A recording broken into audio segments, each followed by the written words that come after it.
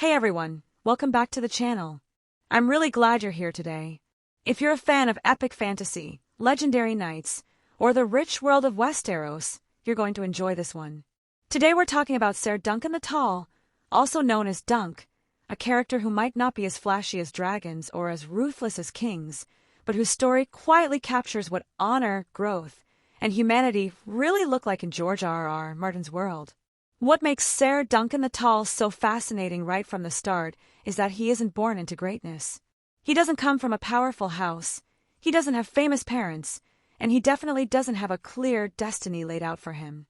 Dunk starts life in Flea Bottom, the poorest part of King's Landing, as an orphan just trying to survive. Think about that for a moment. In a world where bloodlines define everything, how far could someone really go with nothing but determination and a strong moral compass? That question alone is at the heart of Dunk's story.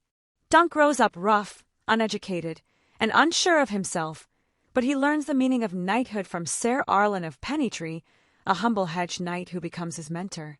When Sir Arlan dies, Dunk is suddenly alone, armed with borrowed armor, an oversized sword, and a belief that being a knight is about protecting the weak and doing what's right, even when it's inconvenient. And honestly, isn't that something we all struggle with in real life? Doing the right thing when no one's watching, or when it might cost us something. As Dunk begins his journey as a hedge knight, he meets a stubborn, sharp-tongued boy named Egg, who insists on becoming his squire. At first, it feels like a simple companionship story, but there's a twist. Egg is actually Aegon Targaryen, a royal prince hiding from his destiny. This pairing is one of the most compelling dynamics in the entire A Song of Ice and Fire universe. A towering knight with no status, and a small boy who secretly holds one of the most powerful names in Westeros.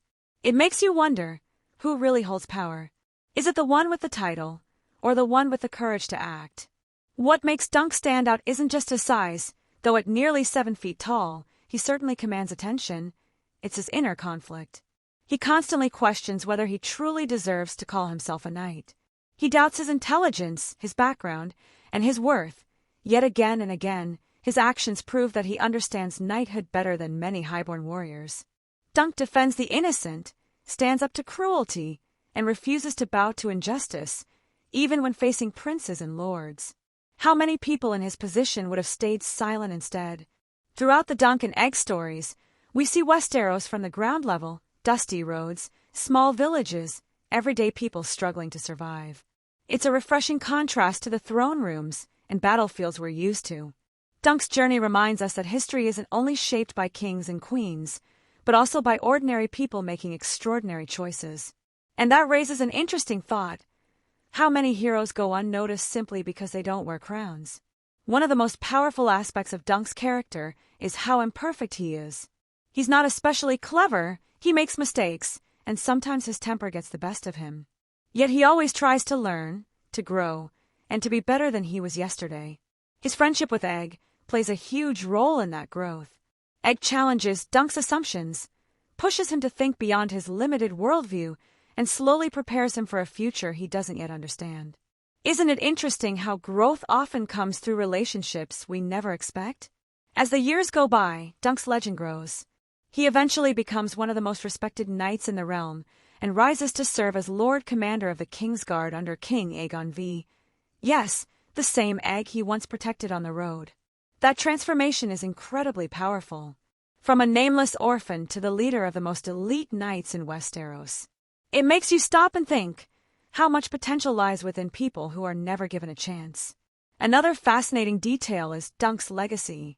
He's believed to be an ancestor of Brienne of Tarth, which explains so much about her sense of honor, her physical strength, and her refusal to compromise her values. Seeing that connection across generations adds emotional weight to both characters. Do you think honor is something we inherit, or something we consciously choose again and again? What makes Sir Duncan the Tall resonate with so many fans is that his story feels deeply human.